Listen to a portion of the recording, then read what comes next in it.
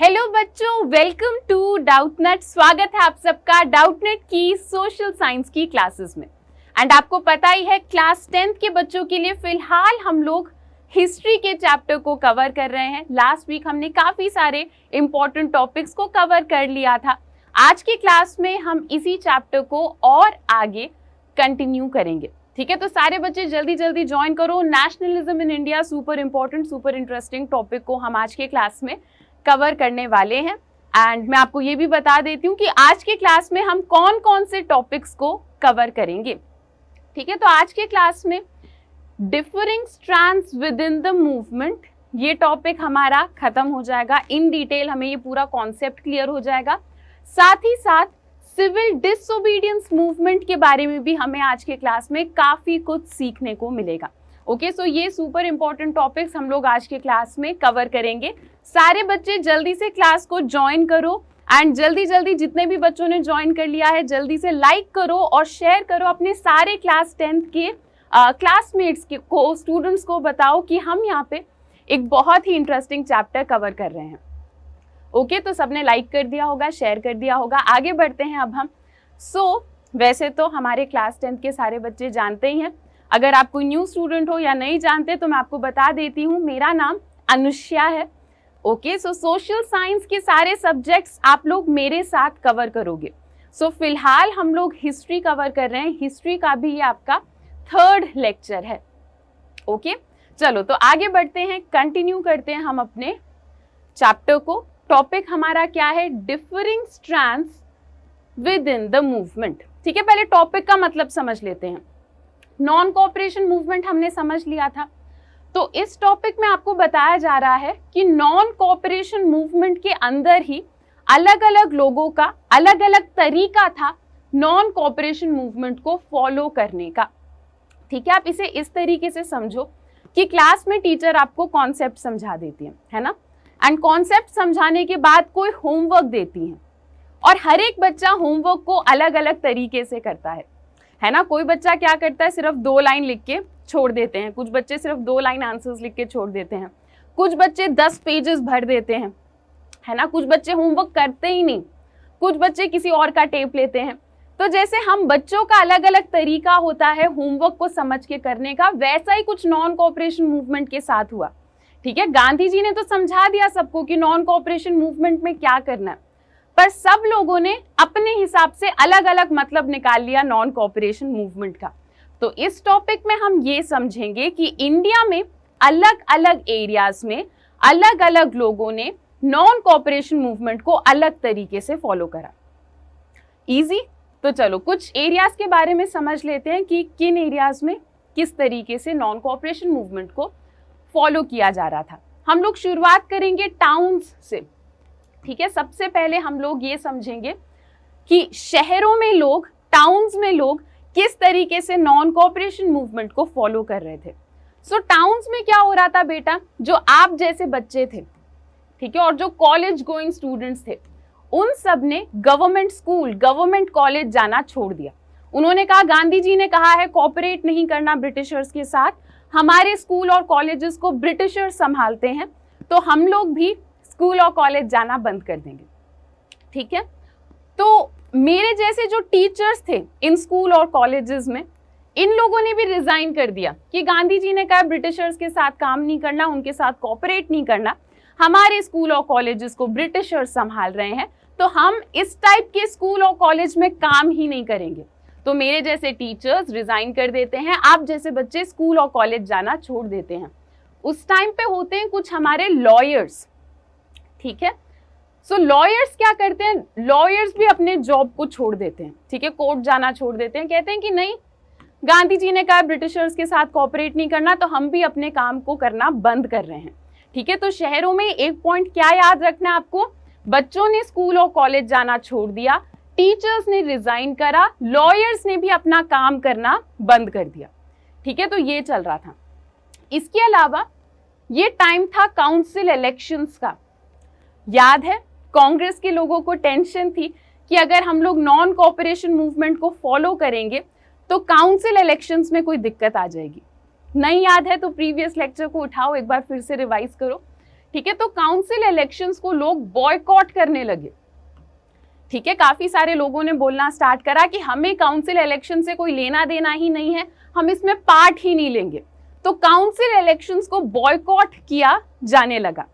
पर इसी में ही कुछ लोग, मैंने आपको बताया था इंडिया में कुछ लोग ऐसे थे बेटा जिनका ये मानना था कि ये काउंसिल इलेक्शंस बहुत ज्यादा इंपॉर्टेंट है। क्यों? इनका मानना ये था कि काउंसिल इलेक्शंस में ज्यादा से ज्यादा इंडियंस को पार्ट लेना चाहिए, इलेक्शन जीतना चाहिए, सिस्टम का पार्ट बनो और फिर ब्रिटिशर्स को भगाने की कोशिश करो। ठीक है, बहुत सारे लोगों का ये मानना था। तो काफी सारे लोगों ने गांधी जी की बात मान के नॉन कोऑपरेशन मूवमेंट में काउंसिल इलेक्शन को बॉयकॉट करा। पर कुछ लोग ऐसे भी थे जिन्होंने कहा कि नहीं, हम लोग बॉयकॉट नहीं कर सकते, हम काउंसिल इलेक्शंस को फॉलो करेंगे। ठीक है, तो जैसे कि जस्टिस पार्टी, ये एक पॉलिटिकल पार्टी थी मद्रास में, इन लोगों ने कहा कि काउंसिल इलेक्शन बहुत ज़रूरी है, हम लोग काउंसिल इलेक्शन को प्रॉपर तरीके से फॉलो करेंगे। इन लोगों ने बॉयकॉट नहीं करा, बाकी बहुत सारे लोग बॉयकॉट कर देते हैं काउंसिल इलेक्शन को। इसके अलावा और क्या होता है नॉन कोऑपरेशन मूवमेंट में टाउन्स में? देखो, नॉन कोऑपरेशन का ये भी मतलब है कि फॉरेनर्स के सामान को मत खरीदो। ठीक है, ब्रिटिशर्स जो भी सामान आपको दे रहे हैं उस सामान को मत खरीदो, कह दो कि ये ब्रिटिशर्स का, ये फॉरेनर्स का, हमें खरीदना ही नहीं, हम इंडिया के सामान को खरीदेंगे। ठीक है, तो इस दौरान इंडिया में काफी सारे लोग क्या करते हैं, फॉरेन गुड्स को खरीदना बंद कर देते हैं। ठीक है, उस टाइम पे ब्रिटिशर्स के जैसे कपड़े, ठीक है, वो लोग क्लोथ्स बनाते थे और इंडिया में बहुत ही सस्ते दाम में, चीप रेट में सेल किया करते थे। तो हमारे इंडियंस ने कहा कि नहीं, चीप रेट में मिल रहा होगा पर हमें खरीदना ही नहीं ब्रिटिशर्स का कोई भी सामान। ये लोग क्या करते थे, सारे कपड़ों को एक जगह कलेक्ट करके सारे कपड़ों को जला देते थे, बर्न कर देते थे। इसके अलावा लिकर शॉप्स को पिकेट किया जाता था। पिकेट का मतलब मैंने आपको बताया, एंट्रेंस को रोक लेना। ठीक है, एंट्रेंस को ब्लॉक कर देना ताकि लोग अंदर ना जा पाए। ठीक है, इसे हम पिकेट करना कहते हैं। तो लिकर शॉप को, ठीक है, मतलब जो अल्कोहल के शॉप्स है उनको पिकेट करने लगे। एंड ये बहुत ही बड़े स्केल में चल रहा था बेटा। ठीक है, इसका इम्पैक्ट हमें कैसे पता चला?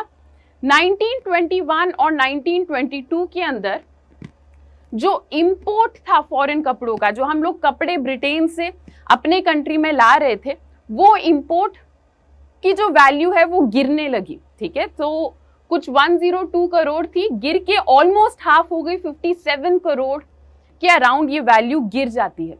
ठीक है, इतना मस्त हमने इनके कपड़ों को बॉयकॉट करा कि इनका सारा जो इंपोर्ट का वैल्यू होता है वो वैल्यू ऑलमोस्ट हाफ हो जाता है।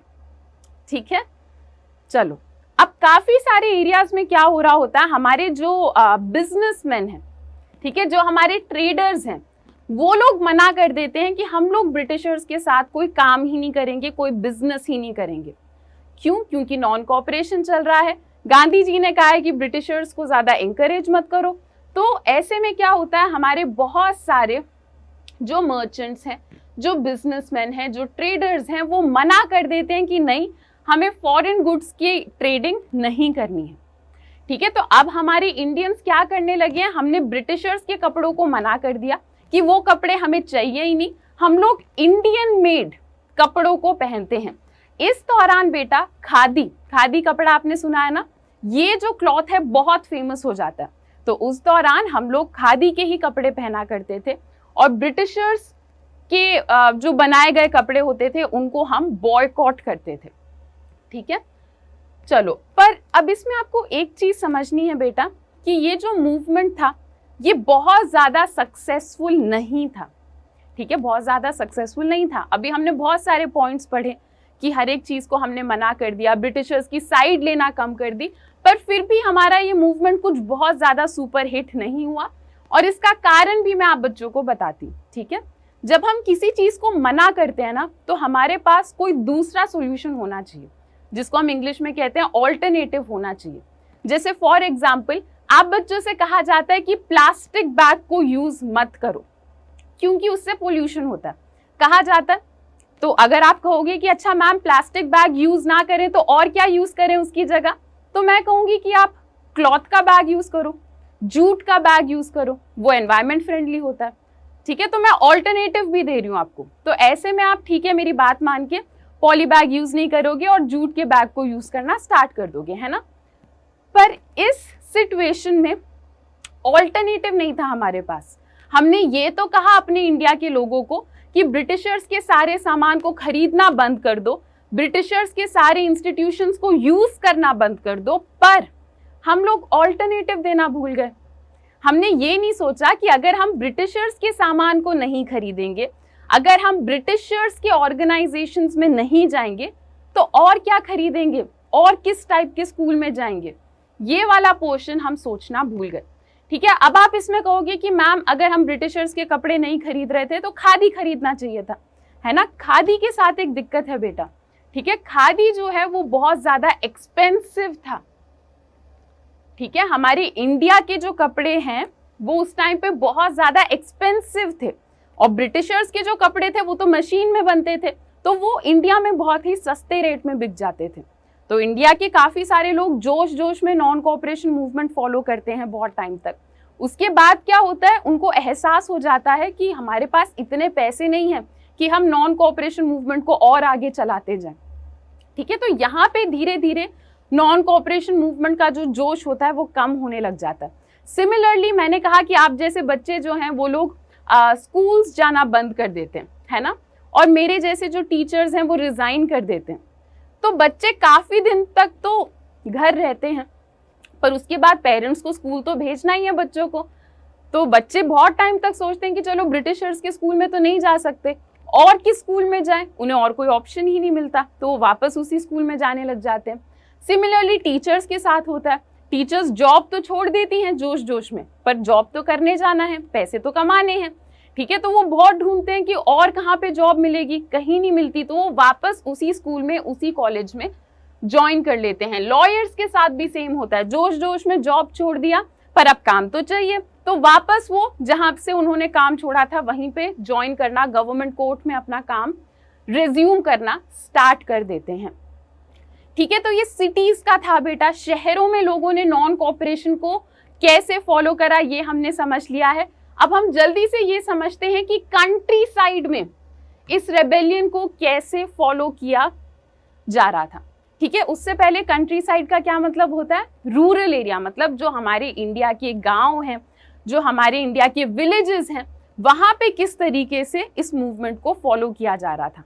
अब हमारे विलेजेस में ना होते हैं ट्राइबल्स, है ना, ट्राइबल्स होते हैं आसपास फॉरेस्ट वाले एरियाज के, और होते हैं पेजेंट्स। पेजेंट मतलब फार्मर्स। ठीक है, तो फार्मर्स और ट्राइबल्स, इन सारे लोगों ने किस तरीके से नॉन कोऑपरेशन मूवमेंट में पार्ट लिया ये हम इस टॉपिक में समझेंगे। ठीक है, सो ये बात है बेटा अवध की। ठीक है, अवध में क्या था, यहाँ पे एक मूवमेंट इन्होंने फॉलो करा, नॉन कोऑपरेशन मूवमेंट को अपनी तरीके से फॉलो करा, और यहाँ पे जो फार्मर्स थे उनके लीडर थे बाबा रामचंद्र। ठीक है, सो याद रहेगा मतलब याद करना ही आपको। ठीक है, बाबा रामचंद्र अवध में फार्मर्स के लीडर थे। ठीक है, वैसे तो ये एक सन्यासी थे, काफी टाइम तक ये फिजी में रहे थे, तो काफी कुछ इन्होंने सीख लिया था लेबर्स के बारे में। ठीक है, फिर ये जब इंडिया में आते हैं, तो इंडिया में अवध में आते हैं, तो यहाँ पे ये अपने फार्मर्स की हेल्प करते हैं, क्योंकि यहाँ पे जो जमींदार होते हैं, लैंडलॉर्ड्स जो होते हैं, वो फार्मर्स को बहुत ज्यादा परेशान कर रहे थे। ठीक है, तो बाबा रामचंद्र सोचते हैं कि नॉन कोऑपरेशन मूवमेंट तो चल ही रहा है और अवध में हमारे फार्मर्स बहुत परेशान हैं रेंट की वजह से और टैक्स की वजह से। ठीक है, तो हमारे बाबा रामचंद्र सोचते हैं कि इन फार्मर्स की हम लोग हेल्प करते हैं। ठीक है, फार्मर्स के साथ वैसे प्रॉब्लम थी क्या, काफी सारे फार्मर्स, काफी सारे लोग रेंट पे रहते थे। ठीक है, और इस रेंट का ना कोई पर्टिकुलर गाइडलाइन नहीं था, इनको जब मर्जी घर के बाहर कर दिया जाता था। मान लो कोई बेचारा इंसान, उसने रेंट में कोई एरिया खरीदा, कोई रूम खरीदा, तो वो 2-3 दिन रहने लगा, चौथे दिन आके ब्रिटिशर्स ने कह दिया कि नहीं तुम भागो यहाँ से, निकलो इस कमरे के बाहर। ठीक है, तो बहुत सारे लोग परेशान थे क्योंकि रेंट का कोई पर्टिकुलर टेन्योर नहीं था। ठीक है, फार्मर्स से जबरदस्ती काम कराया जा रहा था, जो फार्मर्स थे अवध के उनसे जबरदस्ती काम कराया जा रहा था और कोई पेमेंट भी नहीं दी जा रही थी। ठीक है, इसी चीज को बेटा हम बेगार कहते हैं। ठीक है, बेगार मतलब किसी से जबरदस्ती काम निकलवाना और फिर उस इंसान को पेमेंट भी ना देना। ओके, इसको हम बेगार सिस्टम कहते हैं।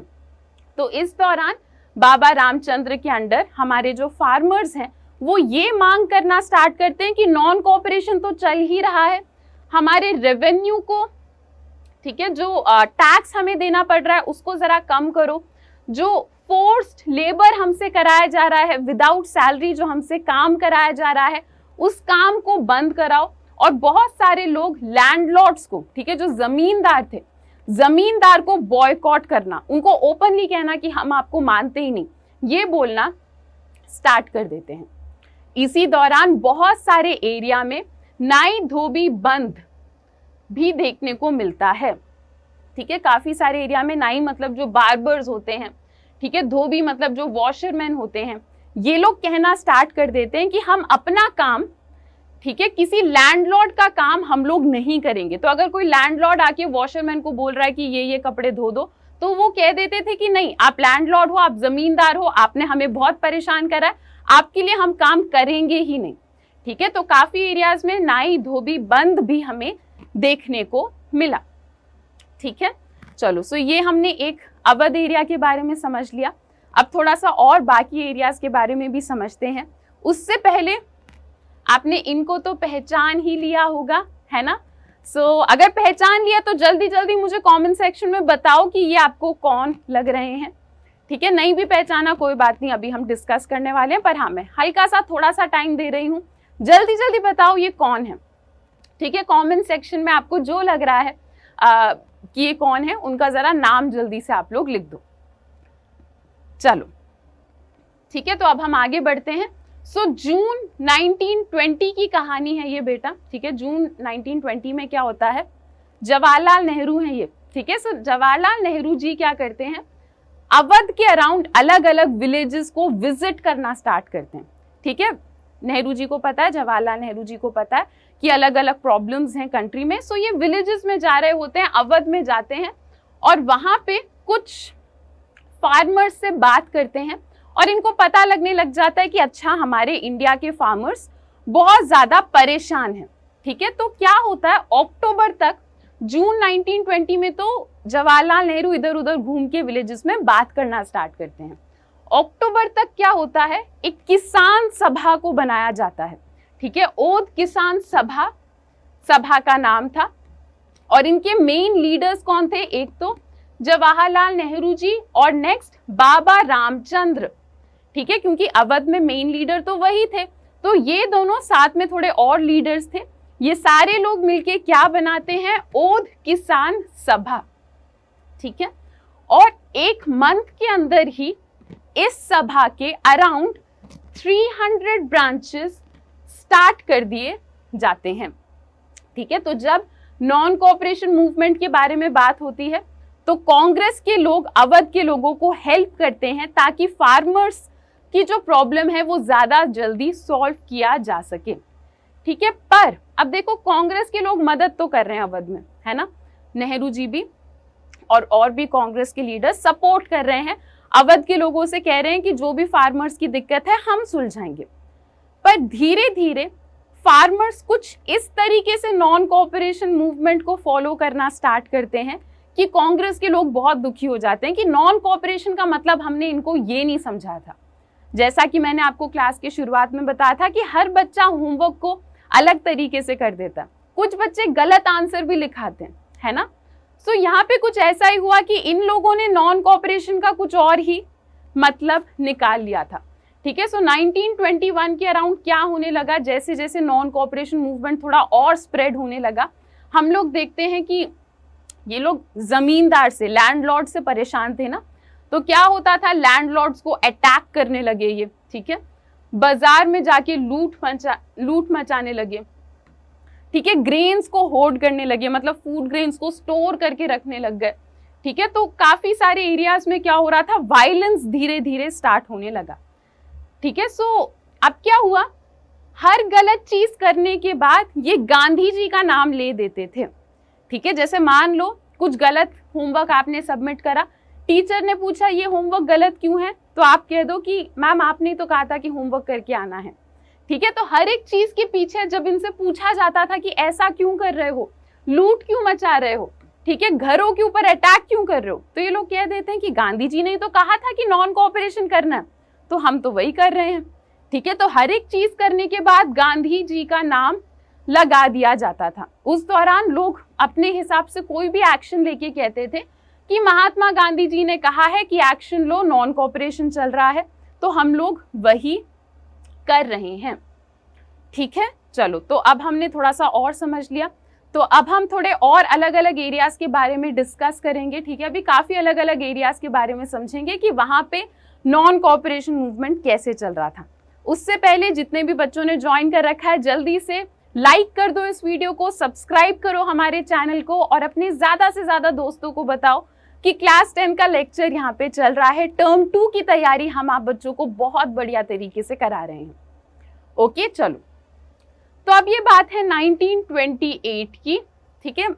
जवाहरलाल नेहरू जी को तो आपने पहचान लिया होगा, इनको भी जल्दी से पहचानो। ठीक है। और मुझे कमेंट सेक्शन में बताओ कि ये आपको कौन लग रहे हैं। ठीक है। तो आप पता है कमेंट सेक्शन में कैसे जवाब दो। पहले क्वेश्चन का आंसर जैसे जवाहरलाल नेहरू था तो 1 और साइड में लिख लो जवाहरलाल नेहरू जी। ठीक है। अब ये मेरा सेकंड क्वेश्चन है कि ये फोटो देख के बताओ कि ये आपको कौन लग रहे हैं। तो 1 के नीचे 2 एक पॉइंट डालो और अपना आंसर बताओ कि ये आपको कौन लग रहे हैं। थोड़ा सा मैं आपको टाइम दे रही हूँ, जल्दी से सोचो और बताओ कि ये कौन है। मैं हल्का सा साइड हट जाती हूँ, आपको थोड़ा और अच्छे से दिख जाएंगे। ठीक है। तो हाँ, थोड़ा सा टाइम दे रही हूँ, फिर हमें अपना चैप्टर आगे बढ़ाना है। ठीक है। इतना टाइम तो काफी है गेस करने के लिए। ठीक है। अब मैं आपको बता देती हूँ, ये सरदार वल्लभ भाई पटेल हैं। ठीक है। और बरदोली में इन्होंने एक मूवमेंट को लीड करा था। ठीक है। सो ये गुजरात की बात हो रही है। ठीक है। गुजरात में जो हमारे फार्मर्स थे, अगेन बहुत ज्यादा परेशान थे, और उस दौरान 1928 में वल्लभ भाई पटेल वहां पे जाते हैं और एक सत्याग्रह कराते हैं। बरदोली सत्याग्रह कहा जाता है इसे।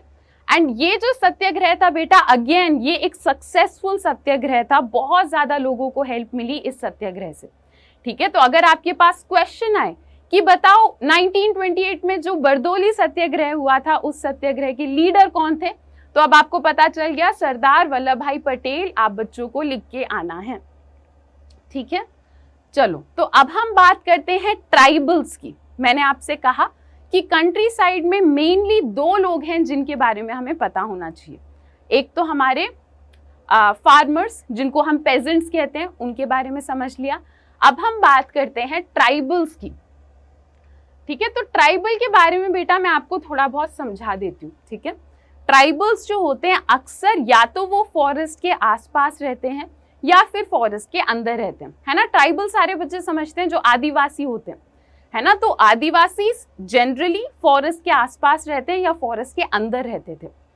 सो ब्रिटिशर्स के आने से पहले हमारे इंडिया के जो ट्राइबल्स थे वो फॉरेस्ट को अपना मानते थे, जो कि उनको मानना भी चाहिए, उनका घर है, फॉरेस्ट के आसपास ही रहते हैं।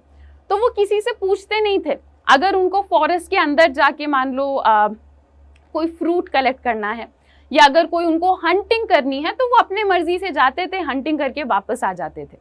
पर अब क्या हुआ, अब ब्रिटिशर्स ने कब्जा कर लिया हमारे ऊपर, और ब्रिटिशर्स ट्राइबल को कोई काम नहीं करने देते थे। ठीक है। ब्रिटिशर्स कहते थे कि अगर आपको फॉरेस्ट के अंदर जाना है तो हमसे परमिशन लो। तो ये चीज हमारे ट्राइबल्स को बिल्कुल अच्छी नहीं लगती कि ये कौन है, ब्रिटिशर्स कौन होते हैं हमें बताने वाले कि हम फॉरेस्ट के अंदर जाएं या ना जाएं।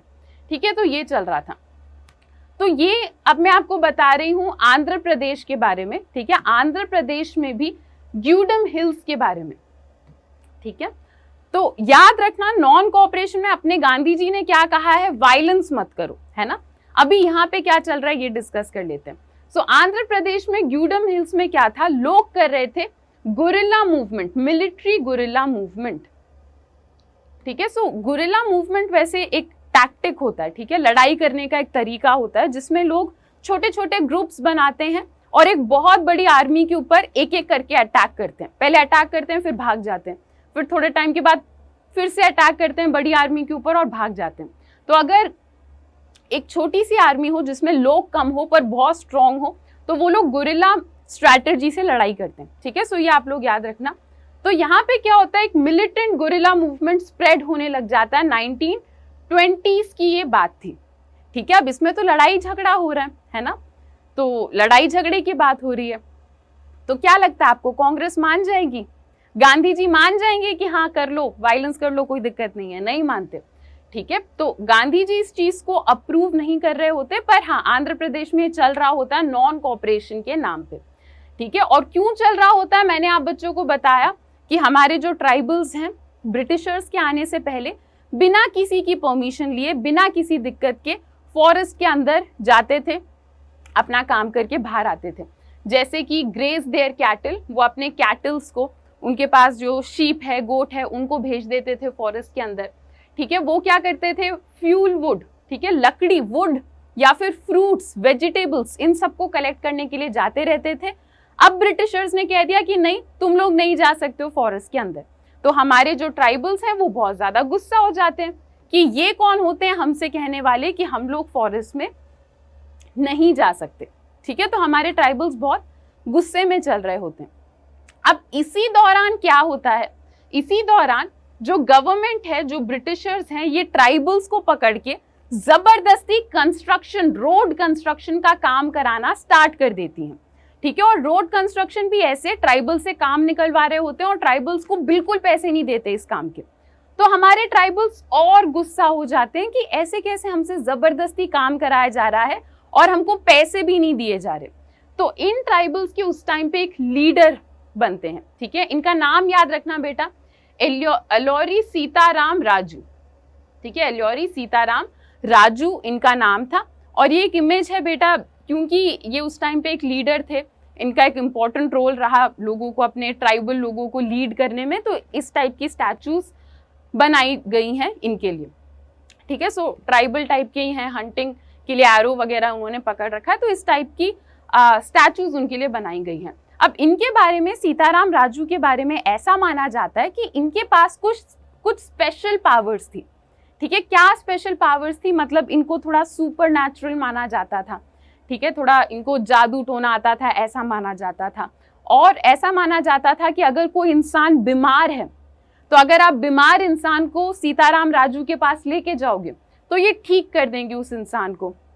ऐसा भी माना जाता था कि अगर बुलेट लग जाए सीताराम राजू को तो इनको कुछ नहीं होगा, बिल्कुल चोट नहीं लगेगी। तो ऐसे अलग अलग चीजें लोग मानते थे कि हमारे जो सीताराम राजू हैं उनके पास स्पेशल पावर्स हैं, ठीक है। काफी सारे लोग ऐसा भी कहते थे कि ये जो है सीताराम राजू जो हैं वो भगवान के ही अवतार हैं, ऐसा भी बहुत सारे लोगों का मानना था, ठीक है। अब ये जो सीताराम राजू थे ना, ये गांधी जी के बारे में काफी कुछ कहते थे, ठीक है। गांधी जी के बारे में कहते थे कि गांधी जी ने नॉन कोऑपरेशन मूवमेंट में जो कहा है वो काफी हद तक सही है। वो लोगों से कहा करते थे, अपने ट्राइबल लोगों से कहा करते थे कि आप लोग भी खादी पहनना, खादी के कपड़े पहनना स्टार्ट कर दो।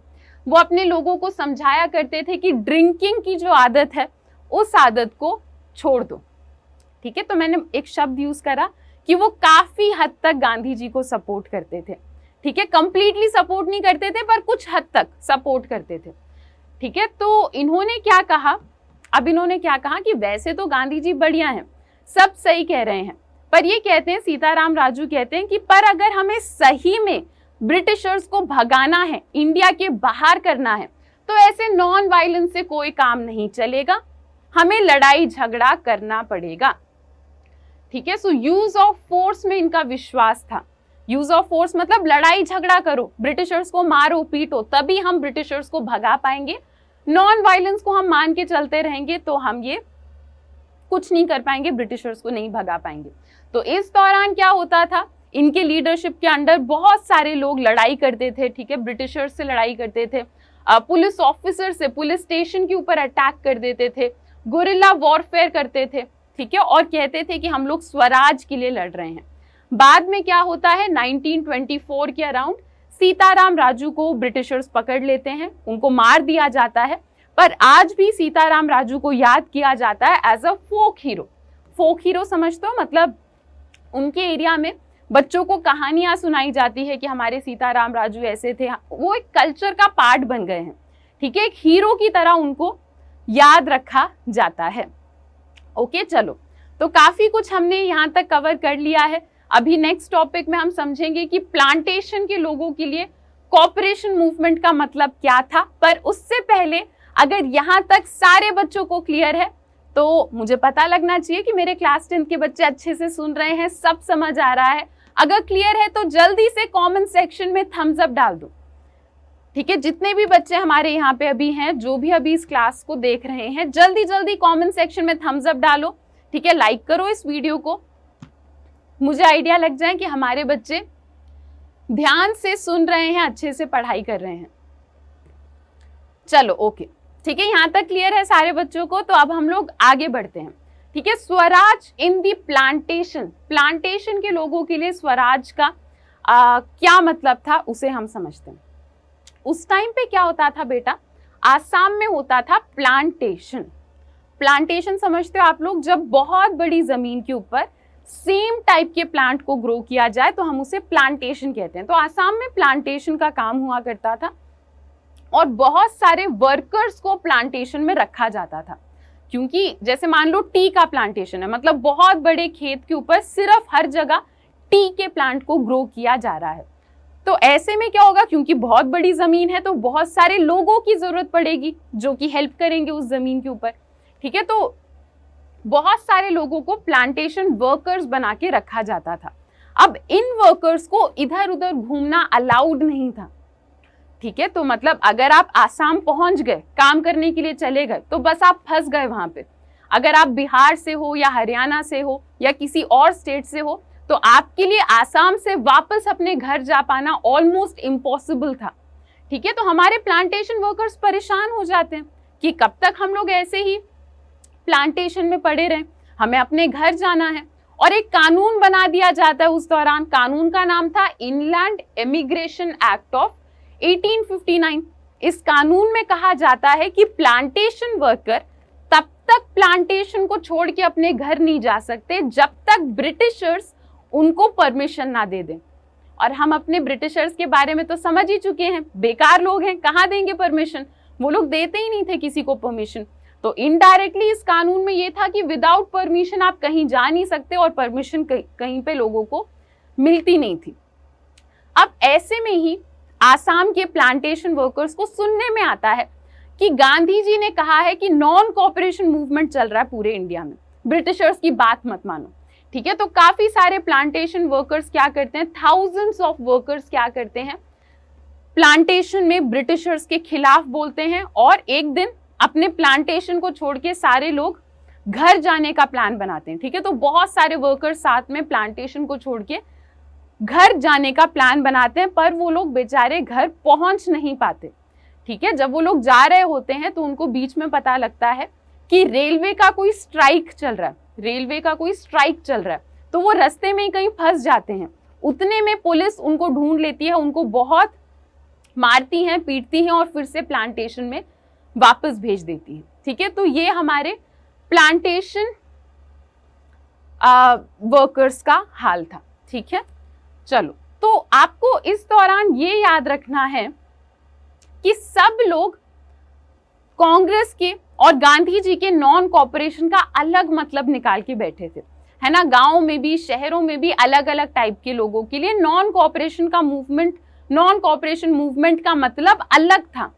पर सबके दिमाग में ये एक चीज थी कि नॉन कॉपरेशन का चाहे हम जो भी मतलब निकाले, ये हम अपने इंडिया के लिए कर रहे हैं, ये हम ब्रिटिशर्स को भगाने के लिए कर रहे हैं, ये हम स्वतंत्र भारत के लिए कर रहे हैं। ठीक है, तो इस दौरान लोग एक स्लोगन यूज किया करते थे, स्वतंत्र भारत।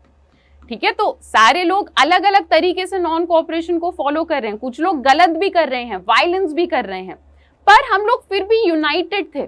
ठीक है, हम सबके दिमाग में एक ये आइडिया था कि जो भी हो हम ये चीज अपने इंडिया के लिए कर रहे हैं, तो इमोशनली हम सारे लोग उस टाइम पे यूनाइट हो गए थे।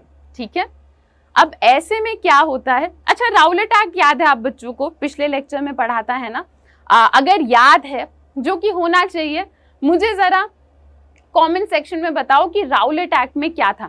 सो ये मैं थर्ड क्वेश्चन पूछ रही हूँ इस क्लास में आपसे।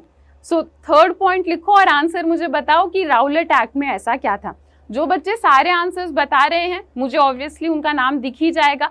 अगले क्लास में उन बच्चों के लिए एक सरप्राइज होगा, ठीक है। तो मुझे ये बताओ राउलेट एक्ट में क्या हुआ था, कमेंट सेक्शन में बताओ, ठीक है। चलो, तो अब क्या होता है, ये बात है 1922 की, ठीक है, 1922 की बात है ये।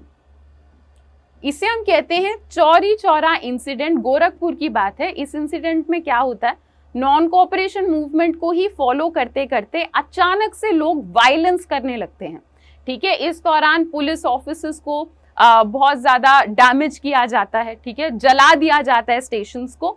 और ये बात हमारे गांधी जी सुन लेते हैं कि कहीं पे बहुत ज्यादा वायलेंस हुआ है नॉन कोऑपरेशन के नाम पे। अब गांधी जी को तो वायलेंस बिल्कुल नहीं पसंद। गांधी जी क्या करते हैं, नॉन कोऑपरेशन मूवमेंट को बंद करा देते हैं, ठीक है। गांधी जी कहते हैं कि अगर तुम लोग ऐसे ही वायलेंस करके नॉन कोऑपरेशन मूवमेंट करने वाले हो तो कोई जरूरत नहीं है, बंद करो इस मूवमेंट को, ठीक है। तो अब आप इसे राउलेट सत्याग्रह के साथ रिलेट करो। राउलेट सत्याग्रह में भी हुआ था ना, बहुत वायलेंस हो गया था, बीच में जलियांवाला बाग मैसेकर हुआ, उसके बाद भी बहुत ज्यादा लड़ाई झगड़े हुए। तो गांधी जी परेशान होकर कह देते हैं कि नहीं, मेरा मकसद लड़ाई झगड़ा कराना नहीं था, गांधी जी बंद करा देते हैं सत्याग्रह को। वैसे ही नॉन कोऑपरेशन मूवमेंट में जब वायलेंस हद से ज्यादा बढ़ जाता है, गांधी जी फिर से क्या करते हैं, गांधी जी कहते हैं कि इस टाइप का मूवमेंट हमें नहीं चाहिए, इस मूवमेंट को बंद करा दो, ठीक है। सो यहाँ पे नॉन कोऑपरेशन मूवमेंट की कहानी खत्म होती है। अब धीरे धीरे सिविल डिसओबीडियंस की बात चल रही है कि हम लोग सिविल डिसओबीडियंस करना स्टार्ट करेंगे। गांधी जी सोचते हैं कि नॉन कोऑपरेशन मूवमेंट में हम ज्यादा लोगों को समझा नहीं पाए कि नॉन कोऑपरेशन का मतलब क्या है, और पूरे इंडिया को यूनाइट नहीं कर पाए, है ना। जैसे टाउन्स में, शहरों में वो मूवमेंट धीरे धीरे कम पड़ने लग जाता है ना। तो गांधी जी अब सोचते हैं कि पहले मैं सबको ट्रेन करूंगा, इंडिया में सारे लोगों को समझाऊंगा कि क्या मतलब होता है सत्याग्रह का, नॉन कोऑपरेशन का, नॉन वायलेंस का, और उसके बाद थोड़ा और यूनिटी के साथ हम एक नया मूवमेंट स्टार्ट करेंगे, ठीक है। तो फरवरी 1922 में क्या होता है, नॉन कोऑपरेशन मूवमेंट को बंद कर दिया जाता है, और गांधी जी प्लान करते हैं कि पहले हम ज्यादा से ज्यादा लोगों को बता देते हैं कि नॉन कोऑपरेशन होता क्या है, नॉन वायलेंस और सत्याग्रह होता क्या है, उसके बाद हम एक मूवमेंट स्टार्ट करेंगे, ठीक है। चलो, तो यहां तक हमने काफी सारे टॉपिक्स को कवर कर लिया है ना। अब हम क्या करेंगे, एक छोटा सा क्विज रखेंगे ताकि आप बच्चों को आइडिया लग जाए कि आपकी तैयारी कैसी चल रही है, सब समझ आ रहा है या नहीं, और मुझे भी आइडिया लग जाए कि आप बच्चे सुन रहे हो ध्यान से, ठीक है। चलो, तो स्टार्ट करते हैं। क्विज के आंसर आप लोग मुझे कमेंट सेक्शन में बताना, ठीक है। तो आप लिखो क्विज में लिखो क्वेश्चन 1 और आंसर बताओ, क्वेश्चन 2 और आंसर बताओ, ठीक है। तो कमेंट सेक्शन में आप लोग क्विज करो। फर्स्ट क्वेश्चन है आप बच्चों का, in which of the following area did thousands of workers defied authority and went home during non cooperation movement. इसमें से कौन से एरिया में थाउजेंड्स ऑफ वर्कर्स वापस घर जाने की कोशिश करते हैं, क्योंकि उनको लग रहा था कि नॉन कोऑपरेशन मूवमेंट है, बात नहीं मानेंगे ब्रिटिशर्स की, वापस घर जाएंगे। Option A Assam, option B Bardoli, option C Bihar, option D none of this. मैं थोड़ा सा टाइम दे रही हूँ आप बच्चों को, जल्दी से सोचो और बताओ कि इनमें से कौन से एरिया में थाउजेंड्स ऑफ वर्कर्स अपने घर जाना स्टार्ट कर देते हैं।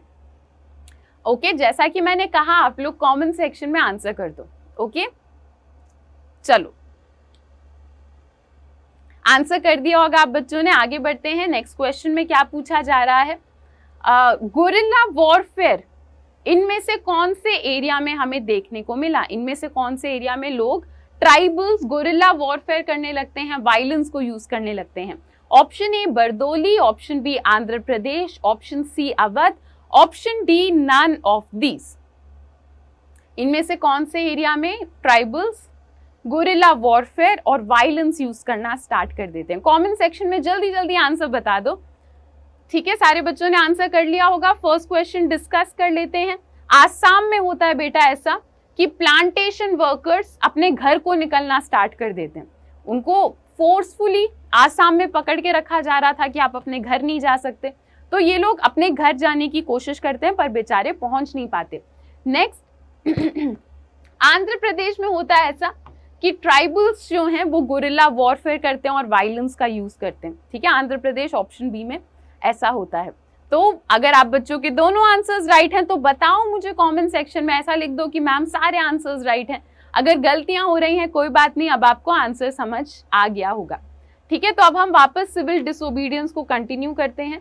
सिविल डिसोबीडियंस में अब गांधी जी सोचते हैं कि पहले इंडिया के लोगों को थोड़ा समझा लेते हैं, ठीक है, पहले बताते हैं कि क्या करना है और उसके बाद एक मूवमेंट स्टार्ट करेंगे। पर इतने में ना कांग्रेस में बहुत सारे लोग परेशान हो गए थे। कांग्रेस के लोग अब कहना स्टार्ट करते हैं गांधी जी से कि आप मूवमेंट कराना बंद करो, बहुत वायलेंस होता है, बहुत लड़ाई झगड़ा होता है, इससे बेटर क्या है कि हम लोग क्या करेंगे, इलेक्शन का टाइम आ रहा है, हम सारे इंडियंस को इलेक्शन में पार्ट दिलवाते हैं, इलेक्शन जीत के सिस्टम का पार्ट बनेंगे, सिस्टम के अंदर से ब्रिटिशर्स को परेशान करेंगे। तो बहुत सारे लोग बोलना स्टार्ट करते हैं कि कोई मूवमेंट मत करो, इलेक्शन जीतने में अपना ध्यान रखो। ठीक है, तो इसी दौरान क्या होता है, CR Das and Motilal Nehru, ठीक है, ऐसा कहते हैं कि काउंसिल पॉलिटिक्स को कंटिन्यू करो। ठीक है, CR दास और मोतीलाल नेहरू क्या करते हैं, साथ में मिलके स्वराज पार्टी बनाते हैं और कहते हैं कि हमें काउंसिल पॉलिटिक्स को कंटिन्यू करना चाहिए। ठीक है, काउंसिल इलेक्शन के ऊपर ध्यान देना चाहिए। पर इसी दौरान कुछ यंग लीडर्स थे जैसे कि हमारे जवाहरलाल नेहरू और सुभाष चंद्र बोस, जो कहते थे कि कोई फायदा नहीं है काउंसिल इलेक्शन में पार्ट लेके, इससे अच्छा कोई एक्शन लो और ब्रिटिशर्स को भगाने की कोशिश करो। ठीक है, तो कांग्रेस में अलग अलग टाइप के लोगों की अलग अलग थिंकिंग थी। तो इंडिया में हम लोग आपस में अपना दिमाग लगा रहे हैं कि क्या करें, इलेक्शन में पार्ट लें या कोई एक्शन लेके ब्रिटिशर्स को बाहर करें। इतने में ही इंडिया में दो और बड़ी दिक्कतें आ जाती हैं। ठीक है, तो ये बात है लेट 1920s की, दो बहुत बड़ी दिक्कत हमारे इंडिया में स्टार्ट हो जाती है। पॉइंट 1 क्या होता है, वर्ल्ड वाइड इकोनॉमिक डिप्रेशन। तो क्या होता है, अगर मैं इसे आपको शॉर्ट में समझाऊं, यूएसए का जो शेयर मार्केट है वो क्रैश कर जाता है। ठीक है, क्योंकि वर्ल्ड वॉर का टाइम पीरियड था, लोगों को लग रहा था कि बिजनेस सारे लॉस में चले जाएंगे, तो लोग क्या करते हैं, शेयर मार्केट से अपना पैसा बाहर निकालना स्टार्ट कर देते हैं। जैसे ही पैसे बाहर निकालते हैं पूरे वर्ल्ड वाइड में इकोनॉमी क्रैश कर जाती है। और क्योंकि यूएसए जैसी कंट्री में ऐसा हो रहा है, उसका इम्पैक्ट हमको भी फील होता है। ठीक है, इंडिया में भी वर्ल्ड वाइड इकोनॉमिक डिप्रेशन का इम्पैक्ट फील होता है। क्या होता है, हमें एग्रीकल्चर में हमारे फार्मर्स को बहुत ज्यादा नुकसान फील होता है। अचानक से एग्रीकल्चर की डिमांड गिर जाती है, फूड ग्रेन्स की डिमांड गिर जाती है, महंगाई बहुत ज्यादा बढ़ जाती है, पर फार्मर्स को पैसे नहीं मिल रहे होते। तो इस दौरान कंट्री साइड में जो हमारे पर्टिकुलरली फार्मर्स थे वो बहुत ज्यादा परेशान हो जाते हैं। ठीक है, ये तो एक प्रॉब्लम हो गई। सेकेंड इशू क्या होता है, ठीक है, जो ब्रिटिशर्स हैं वो लोग एक कमीशन बनाते हैं। कमीशन का नाम था साइमन कमीशन। सुना होगा सारे बच्चों ने, डेफिनेटली सुना होगा, है ना। तो साइमन कमीशन क्यों कहा जाता है, क्योंकि ये जो थे इनका नाम था साइमन, सर जॉन साइमन, ये उस कमीशन के हेड थे। ठीक है, तो ब्रिटिशर्स इस कमीशन को बनाते हैं और इस कमीशन को काम देते हैं कि आप लोग इंडिया में जाओ और इंडिया के सारे प्रॉब्लम्स को, इंडिया के सिस्टम को समझ के आओ। ठीक है, इंडिया के सिस्टम में, कॉन्स्टिट्यूशनल सिस्टम में क्या क्या दिक्कतें हैं, क्या क्या प्रॉब्लम्स हैं, आप इंडिया में जाओ और समझ के आओ। पर जैसे ही ये कमीशन बनता है ना, हम इंडिया के लोग बहुत ज्यादा गुस्सा हो जाते हैं।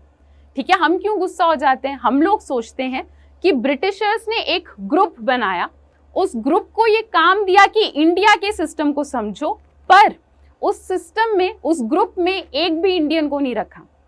अगर इंडिया को ही समझना है और अगर इंडिया को समझने के लिए एक ग्रुप बनाया गया है साइमन कमीशन, तो उसमें किसी एक इंडियन को तो होना चाहिए कम से कम। पर ब्रिटिशर्स ने एक भी इंडियन को उस कमीशन में नहीं रखा, तो हमको वो कमीशन बहुत बुरा लगता है। ठीक है, कि इंडिया को ही समझना है तो किसी इंडियन को रखो कमीशन में। तो हम लोग क्या करते हैं, जैसे ही साइमन कमीशन के लोग इंडिया में आते हैं, हम लोग हर जगह ब्लैक झंडे पकड़ के खड़े हो जाते हैं और हम एक स्लोगन बोलना स्टार्ट करते हैं, साइमन गो बैक। ठीक है, go back Simon. Simon commission के जो लोग हैं वो वापस चले जाओ, अपने देश में वापस चले जाओ, हमें आप लोगों की, आपकी कमीशन की जरूरत नहीं है इंडिया में। इसी दौरान पता है क्या होता है बेटा, हमारे लाला लाजपत राय जो थे वो पीसफुली, शांति से क्या कर रहे थे, स्ट्राइक कर रहे थे साइमन कमीशन के खिलाफ। ठीक है, शांति से स्ट्राइक कर रहे थे। पर क्या होता है, एक पुलिस ऑफिसर, एक ब्रिटिश पुलिस ऑफिसर उनके साथ बहुत ज़्यादा वायलेंस करते हैं, उनको बहुत मारते हैं, पीटते हैं, और बाद में इसी रीज़न की वजह से लाला लाजपत राय की डेथ हो जाती है। ठीक है, जैसे ही लाला लाजपत राय की डेथ होती है हम लोगों को बहुत बुरा लगता है, स्ट्राइक्स और भी होने लग जाते हैं। ठीक है, साइमन कमीशन से हम और परेशान हो जाते हैं। अब यहाँ पे ब्रिटिशर्स हल्का सा डर जाते हैं। ब्रिटिशर्स को लगता है अचानक से कि शायद हमने कुछ ज्यादा ही बोल दिया, इंडियंस को कुछ ज्यादा ही परेशान कर लिया। तो उस टाइम पे ब्रिटिशर्स के वाइसरॉय होते हैं लॉर्ड अर्विन। ठीक है, सो लॉर्ड अर्विन कहते हैं इंडिया के लोगों से कि हम आपको डोमिनियन स्टेटस देने को तैयार हैं। ठीक है, आप हमारे एक राउंड टेबल कॉन्फ्रेंस में आओ, हम आपको डोमिनियन स्टेटस देंगे। कब देंगे ये नहीं बताया, पर आपको डोमिनियन स्टेटस दे देंगे। डोमिनियन स्टेटस मतलब काफी हद तक इंडिया को आजादी मिल जाएगी, पर एक टैग लगा रहेगा कि हम लोग ब्रिटिशर्स के नीचे ही हैं। ठीक है, तो अगर यही चीज ब्रिटिशर्स बहुत पहले बोलते तो शायद हम मान जाते, पर अब हमने सोच लिया कि नहीं, डोमिनियन स्टेटस से काम नहीं चलेगा। वो भी एक ऐसा डोमिनियन स्टेटस जिसकी ये लोग डेट नहीं बता रहे हैं, कह रहे हैं कि हाँ कभी दे देंगे डोमिनियन स्टेटस। तो हम लोग कह रहे हैं कि नहीं, अब हमें डोमिनियन स्टेटस नहीं चाहिए, हमें पूरी आज़ादी चाहिए, पूरी आज़ादी, पूर्ण स्वराज। उसके बारे में भी मैं आप बच्चों को बताऊंगी अपने क्लासेस में। और जब ये लोग हमें पहले राउंड टेबल कॉन्फ्रेंस में बुलाते हैं, हम मना कर देते हैं कि इस टाइप के डोमिनियन स्टेटस के लिए हम किसी कॉन्फ्रेंस में आने के लिए तैयार ही नहीं है। ठीक है, तो अब क्या होता है, ये बात है 1930 26 जनवरी की। ठीक है, तो हम ऐसा डिक्लेयर कर देते हैं कि 26 जनवरी 1930 हम लोग क्या करेंगे, इंडिपेंडेंस डे सेलिब्रेट करेंगे। ठीक है, मुझे पता है रिपब्लिक डे होता है, उस टाइम पे हम ऐसा डिसाइड करते हैं कि 26 जनवरी को इंडिपेंडेंस डे माना जाएगा। कंप्लीट इंडिपेंडेंस की बात हम लोग करना स्टार्ट कर देते हैं। ठीक है, तो ये आप लोग याद रखना कि 26 जनवरी उस टाइम पर ही हमारे लिए एक इंपॉर्टेंट डेट थी। ठीक है, उसके बाद हमें पता है कि 26 जनवरी को हमने इसे एज ए डेट इसीलिए भी सेलेक्ट करा कॉन्स्टिट्यूशन को इन इफेक्ट लाने के लिए। ठीक है, तो 26 जनवरी 1930 से पहले ही हमारे लिए एक इंपॉर्टेंट डेट रही है इंडियन हिस्ट्री में। ठीक है, तो जल्दी से मुझे कमेंट सेक्शन में बता दो। अब तो 26 जनवरी खैर काफी पास भी है। सो 26 जनवरी को हम लोग क्या सेलिब्रेट करते हैं, ठीक है, वो आप लोग मुझे कमेंट सेक्शन में बताओ। इंडिपेंडेंस डे होता है, रिपब्लिक डे होता है, क्या होता है, मुझे कमेंट सेक्शन में बताओ। ठीक है, चलो, तो हम लोग ऐसे अनाउंस तो कर देते हैं बहुत बढ़िया तरीके से कि 26 जनवरी 1930 से हम लोग मानेंगे कि हमें फुल इंडिपेंडेंस चाहिए, ये सब कहना स्टार्ट कर देते हैं। पर हम जब ये अनाउंस करते हैं ना, तो इंडिया में ज़्यादा लोग बहुत खुश नहीं होते। ठीक है, जितना अटेंशन गांधी जी को लग रहा था कि इस अनाउंसमेंट को मिलेगा, उतना अटेंशन मिलता नहीं है। तो गांधी जी क्या सोचते हैं कि हमें अपने स्ट्रगल को एवरीडे लाइफ के साथ लिंक करने की ज़रूरत है। अगर हम एवरीडे लाइफ के साथ लिंक करेंगे अपने मूवमेंट को, तो ज़्यादा से ज़्यादा लोग इस चीज़ को समझ पाएंगे। ठीक है, अब क्या होता है, गांधी जी थोड़ा बहुत सोचते हैं और गांधी जी इस कंक्लूजन पे पहुंचते हैं कि नमक, सॉल्ट जो है, वो एक ऐसी चीज़ है जो पूरे कंट्री को यूनाइट कर सकती है। ठीक है, नमक एक ऐसी चीज़ है जिसके थ्रू हम पूरे कंट्री के अंदर एकता के स्पिरिट को इग्नाइट स्टार्ट कर सकते हैं। ठीक है, पर कैसे कर सकते हैं ये अब मैं आप बच्चों को फ्यूचर क्लासेस में, नेक्स्ट क्लास में समझाऊंगी। ठीक है, यहाँ तक आप बच्चों को जो भी डाउट हो, कोई भी दिक्कत हो, कमेंट सेक्शन में डाल दो, मैं फ्यूचर क्लासेस में निपटा दूंगी, समझा दूंगी। ठीक है, तो अब जो हमारा नेक्स्ट लेक्चर होगा उसमें मैं लाइव आऊंगी आप बच्चों से मिलने के लिए। तब आप बच्चों की जो भी दिक्कत हैं, डाउट्स हैं, वो सब मैं सॉल्व करा दूंगी। यहाँ तक हमने जितने टॉपिक्स करे हैं उससे रिलेटेड इंपॉर्टेंट क्वेश्चंस भी मैं आप बच्चों के लिए लेके आऊंगी। तो सारे बच्चे तैयार रहना। ठीक है, 6 PM आपको पता है कि Thursday, Friday and Saturday 6 PM आप बच्चों की मेरे साथ क्लास होती है। तो नेक्स्ट लेक्चर हमारा एकदम लाइव होगा। ठीक है, सारे बच्चे आ जाना टाइम से। आज के क्लास में बच्चों हमने क्या क्या पढ़ लिया है, differing strands with in the movement topic हमने ये कंप्लीट कर दिया है, सब समझ आ गया होगा आप बच्चों को। साथ ही साथ सिविल डिसोबीडियंस के बारे में भी हमने बहुत कुछ कवर कर लिया है। इसके आगे हम अपने नेक्स्ट लेक्चर में कंप्लीट करेंगे। पर अभी जाओ मत, एक छोटा सा सुपर इंटरेस्टिंग होमवर्क दे रही हूं मैं आप बच्चों को, ये मुझे करके कमेंट सेक्शन में आंसर डाल देना। ठीक है, तो होमवर्क है आप बच्चों का कि डिफरेंस बताओ, फर्क बताओ सिविल डिसोबीडियंस और नॉन कोऑपरेशन मूवमेंट के बीच में। सुनने में दोनों सेम से ही लगते हैं ना, नॉन कोऑपरेशन और civil disobedience, almost same concept है, पर नहीं, इन दोनों मूवमेंट्स में कुछ डिफरेंसेस हैं, कुछ फर्क हैं। वो डिफरेंसेस आप लोग मुझे कमेंट सेक्शन में बताओ। और हाँ, ऑफ कोर्स हम लोग नेक्स्ट लेक्चर में इस होमवर्क को डिस्कस भी करेंगे, सो टेंशन मत लो। जिनको नहीं आता, नहीं हो पा रहा, कोई दिक्कत नहीं है, पर जिनको आता है, जिनको पता है, ठीक है, थोड़ा सा रिसर्च करो और मुझे कमेंट सेक्शन में बताओ कि राइट आंसर क्या होगा। ठीक है, चलो तो आज के लिए इतना ही करेंगे बच्चों। जितने भी बच्चे हैं जल्दी जल्दी लाइक करो, कमेंट करो और शेयर करो इस वीडियो को। सबको बताओ कि हमारा जो चैनल है CBSE class 9th and 10th, यहाँ पे टर्म 2 की बहुत बढ़िया तैयारी कराई जा रही है। चलो, सो आज के लिए इतना ही, मिलते हैं अपने नेक्स्ट लेक्चर में। Bye bye, take care and thank you.